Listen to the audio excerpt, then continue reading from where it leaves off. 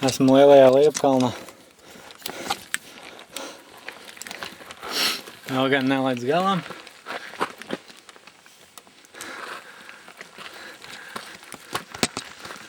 Vēl traki jāstumjās.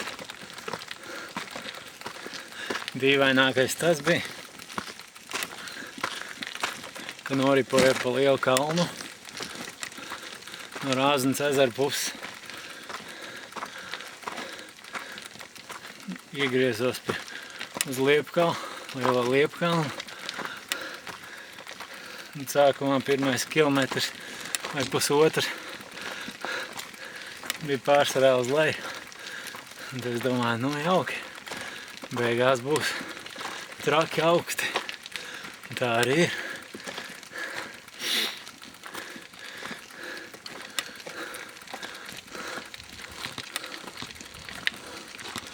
Iegājuši pie Zelpas.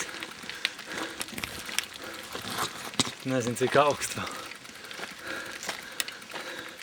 Stāvvietā mašīnas neredzēju. Varbūt tikai kādi kājnieki.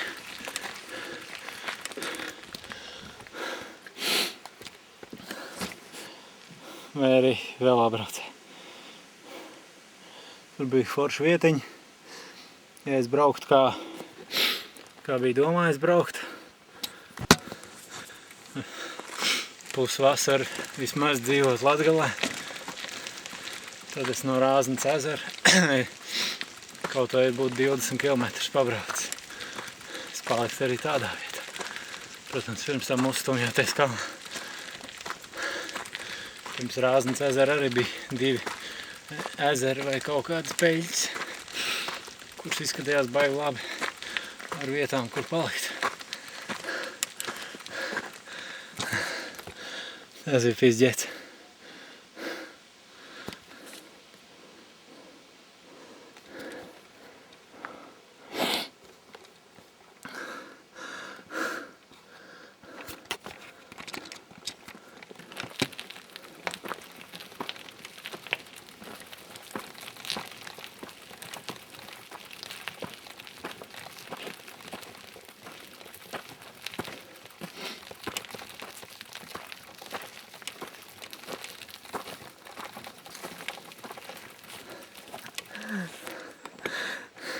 Es nevaru.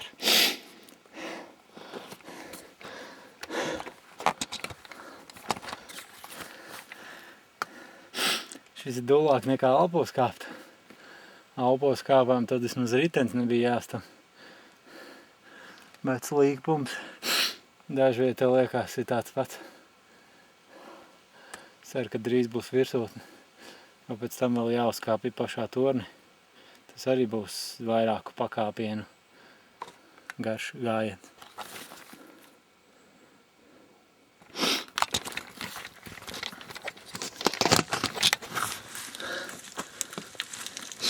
Ko lai vēl pastāsta?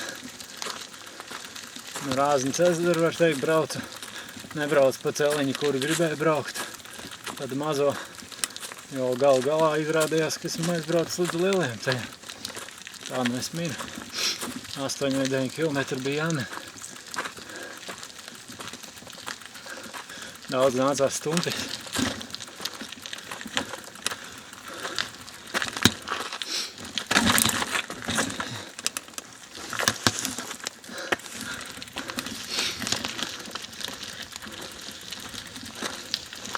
Tur redz zaļums parādās.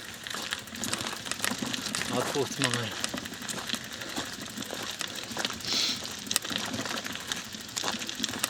Nebūtu iedomājies, ka šitā būs jāstumjas te. Pagājušajā braucām garām. Tiešām esam jau klāt. Nu, mazliet. Un būšu augstāk stāvošais cilvēks Latvijā.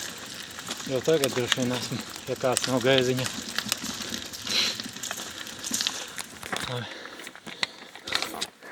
Lūk. Nu, mazliet, un tad ir tornis.